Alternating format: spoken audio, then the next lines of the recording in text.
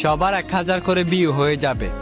আমার এই ভিডিওতে 3টা কপি লিংক করে একটা কমেন্ট করেন। 24 ঘন্টার ভিতরে আপনার প্রথম ভিডিও 1000 ভিউ না হয় তাহলে এসে প্রথম কমেন্টটা ডিলিট করে দিয়ে।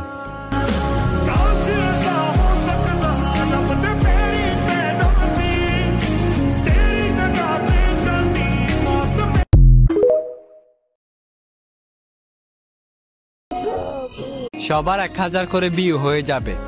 আমার এই ভিডিওতে 3টা কপি লিংক করে একটা কমেন্ট করেন। 24 ঘন্টার ভিতরে আপনার প্রথম ভিডিও 1000 ভিউ না হয় তাহলে এসে প্রথম কমেন্টটা ডিলিট করে দিয়ে।